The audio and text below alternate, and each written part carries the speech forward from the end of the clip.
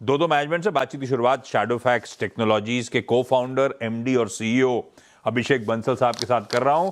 Abhishek ji, thank you so much CNBC Awaaz के लिए वक्त निकालने के लिए। अच्छा, नंबर्स स्ट्रांग है डॉक्टर साहब, जरा स्क्रीन पे शैडोफैक्स के Q4 नंबर्स रखिएगा। Q4 में रेवेन्यू 74% का जंप, 10 करोड़ के घाटे के सामने 56 करोड़ का मुनाफा। प्रेस रिलीज कहती है strongest quarter in our history. ये अभिषेक सर, ये क्या कुछ सीजनैलिटी, कुछ वन ऑफ का बूस्ट है, या ये जो 50 करोड़ प्लस का आपने मुनाफा करा है इसको मैं नया नॉर्मल रन रेट मान लूं FY27 के लिए? आई थिंक ये नया नॉर्मल है हमारे बिजनेस के लिए। अगर आप हमारा बिजनेस समझेंगे तो H1 में हम लोग इन्वेस्ट करते हैं, H2 में रिटर्न्स आता है। तो ऐसा नहीं है कि ये क्वार्टर का जो आया है ये हर एक क्वार्टर सेम नंबर आएगा। टिपिकली Q1 Q2 में हम लोग इन्वेस्ट करते हैं, Q3 Q4 में हम लोगों को रिटर्न मिलता है हमारे बिजनेस के अंदर। बट हाँ, Q4 हैज बीन एक्सेप्शनल, बहुत अच्छा। आई थिंक मार्केट मोमेंटम है, कोई सीजनैलिटी नहीं है Q4 में। Q4 तो सीजन के बाद वाला क्वार्टर होता है। हमने लार्जली देखा है कि अंडरलाइंग मार्केट जो है, अंडरलाइंग जो डिजिटली ऑर्डर हो रहे हैं देश के अंदर, क्योंकि शैडोफैक्स उन्हीं को सर्व करता है, जो कस्टमर अपने घर पर बैठ के ऑर्डर करा रहे हैं, हमने वहां पर ग्रोथ देखी है। और यही ग्रोथ हम Q1 में कंटिन्यू होते हुए देख रहे हैं। हमें लग रहा है इंडिया में जो ऑनलाइन ऑर्डर्स का ट्रेंड है एक बेस शिफ्ट हो गया है, और यही ट्रेंड आपको हर कंपनी जो ऑनलाइन इंडेक्स्ड है, जो भी आपकी लिस्टेड कंपनीज हैं, लिस्टेड हैं जो ऑनलाइन ऑर्डर्स में डील कर रही हैं, आप वहां पर ये सिमिलर ट्रेंड देखेंगे। और हम एक सेकंड डेरिवेटिव है मार्केट के, तो अगर वो लोग ग्रो करेंगे तो हमें तो ग्रो करना ही पड़ेगा। ये क्या मामला है? हर साल H1 में इन्वेस्ट करते हैं, H2 में रिटर्न्स मिलते हैं, हर साल कुआं खोदना होता है, हर साल उसका पानी पीने को मिलता है, फिर ऐसा? हाँ जी, कुछ ऐसे ही समझ लीजिए। क्योंकि मार्केट में इंडिया का अगर आप कंजम्पशन देखेंगे, हिस्टोरिकली क्या रहता है, हमेशा दिवाली सीजन में सबसे ज्यादा ग्रोथ आती है। तो दिवाली सीजन में आप हर साल भर साल अगर ग्रो कर रहे हैं तो आपको उसके लिए कैपेसिटी लगानी पड़ती है, उसके लिए आपको इन्वेस्ट करना पड़ता है, फिर उसका आपको रिटर्न मिलता है अगले अगले 2 क्वार्टर्स के अंदर। सो ये देखने को मिल रहा है। बट इस बार थोड़ा दिलचस्प है, इस बार थोड़ा डिफरेंट लग रहा है हमें। इस बार हमें लग रहा है कि जो बेस शिफ्ट हो गया है, Q4 से जो टेलविंड लेकर हम लोग Q1 में आए हैं, Q1 में भी बहुत अच्छा मोमेंटम है। ग्लोबली बहुत वॉलेटिलिटी है, लेकिन इंडिया की कंजम्पशन, ये मैं आप लोगों को बता सकता हूँ, बहुत अच्छी चल रही है, जो Q4 में दिखी है हमें। और एक अच्छे मोमेंटम के साथ आई थिंक हम लोग Q1 के अंदर एंटर करेंगे। मार्जिन्स 1.7% से बढ़ के 6.6% Q4 में आए, साल दर साल अगर मैं कंपैरिजन ड्रॉ करूं तो। अभिषेक सर, ये मार्जिन्स, ये क्या प्योरली टॉप लाइन अच्छा ग्रो कर रहा था, उसका मोमेंटम था, वो पर्कुलेट होके आया क्योंकि एफिशिएंसीज किक इन हुई, या there is more to it? नहीं देखिए, सिर्फ एक वो रीजन नहीं है, बट अगर आप शैडोफैक्स की परफॉर्मेंस देखेंगे, हम पिछले 12 क्वार्टर से प्रॉफिटेबल है। हम लोग कंपनी बहुत डिसिप्लिन तरीके से हमने खड़ी करी है ये। अगर आप हमें देखेंगे, किसी भी लॉजिस्टिक्स कंपनी को हमारे कंट्री में देखेंगे, तो आपको रियलाइज होगा कि जितने पैसे में हमने लॉजिस्टिक्स कंपनी बनाई है, जो किसी और ने ऐसा नहीं कर पाए। सो बहुत ही फाइनेंशियली डिसिप्लिन्ड मैनेजमेंट है हम लोग, इन टर्म्स ऑफ जैसे हम लोग कंपनी को चलाते हैं आज की डेट के अंदर। हमारा लास्ट ईयर का बेंचमार्क थोड़ा कम इसलिए था, उससे पिछले like Q3 25 was much better. Q4 में हमें रियलाइज हो गया था कि हमें अगले फाइनेंशियल ईयर में बहुत ज्यादा ग्रोथ दिख रही थी, एंड वो दिखी भी है। Overall 69% year on year growth दिखी है। तो हमने Q4 पिछले साल में वो इन्वेस्ट करना शुरू कर दिया था, इसलिए there was some marginal dip in profitability.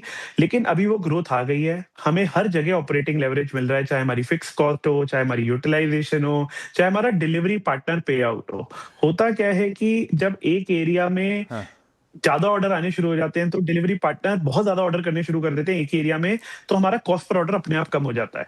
हाँ, तो इस केस में ये कॉस्ट पर ऑर्डर कम हो रहा था। जब मैं कह रहा था एफिशिएंसी किकिंग होना, मेरा सवाल ये भी था, एक तो वॉल्यूम ने ऑब्वियसली ड्राइव किया होगा ईबीटा एक्सपेंशन को, पर क्या पर पार्सल ईबीटा भी इंप्रूव हुआ आप लोगों का इस क्वार्टर में? ऐसा भी हुआ है?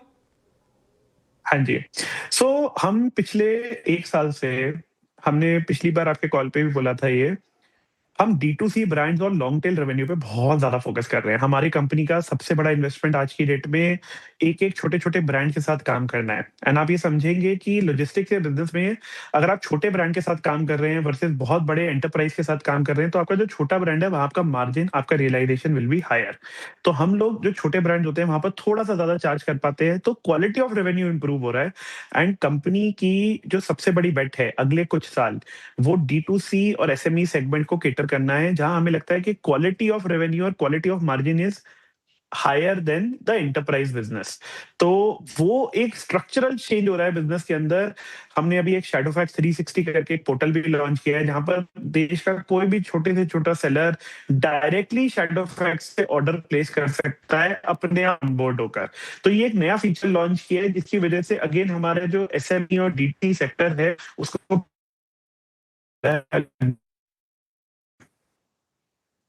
डॉक्टर साहब, सॉर्ट आउट हो पाएगा मामला? हो गया, हो गया। अच्छा अभिषेक, सॉरी, थोड़ा सा वो नेटवर्क का इशू आ रहा था। इस बार के टोटल शिपमेंट वॉल्यूम साल दर साल डबल हुए, 22.6 करोड़ ऑर्डर्स, वो आपकी प्रेजेंटेशन ब्यूटीफुली हाईलाइट करती है। ये incremental, majority of the incremental volume कहां से आ रहा है? सो देखिए, अभी तो मतलब अंडरलाइंग मार्केट ही ग्रो कर रहा है, तो हमें ये रियलाइज़ हुआ है कि जो बड़े एंटरप्राइज़ कस्टमर्स हैं हमारे, चाहे वो फ्लिपकार्ट, मीशो, अमेज़न हो, वहाँ से हमारी ग्रोथ आ रही है। D2C जैसा सेक्टर, लार्ज जैसे सेक्टर, जो नए सेक्टर है जहाँ पर हमने बेट किया है, वहाँ पर हमारी डिस्प्रोपोर्शनेट ग्रोथ आई है। D2C में एज़ अ सेक्टर हम लोगों ने ईयर ऑन ईयर लगभग 2.5 गुना ग्रो कर लिया है, अपने इस क्वार्टर से क्वार्टर को अगर हम कंपेयर करेंगे। तो देयर आर सर्टेन सेक्टर जहाँ पर हम लोग बहुत ज़्यादा इंडेक्स कर रहे हैं, बट अगेन अंडरलाइंग ग्रोथ बढ़ रही है, उससे हमें बहुत ज़्यादा फ़ायदा हो रहा है एज़ अ कंपनी। एक इम्पोर्टेंट सेक्टर और एक इम्पोर्टेंट चेंज चेंज हुई है हमारे सेक्टर के अंदर। हमारे सेक्टर में कंसोलिडेशन ड्राइव हुआ है। आप अगर 2 साल पहले देखेंगे तो 4 बहुत बड़े-बड़े प्लेयर्स थे जिनके पास कैपिटल था, जो सब आके सेक्टर को सर्व कर रहे थे। डिलीवरी और ई-कॉम एक्सप्रेस के मर्जर के बाद number of players have come down. Consolidation का शैडोफैक्स को बहुत ज़्यादा फ़ायदा हुआ है, क्योंकि हमारे कस्टमर्स डाइवर्सिफाई कर रहे हैं।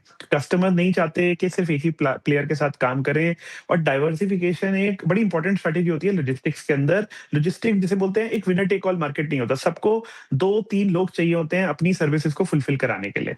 एक बात बताओ अभिषेक सर, ये इन्फ्लेशनरी प्रेशर्स तो आप भी फील कर रहे होगे, हालांकि बहुत दिन नहीं हुए पेट्रोल डीजल के दाम बढ़ते हुए, लेकिन आपके राइडर्स फील करना शुरू कर रहे होंगे।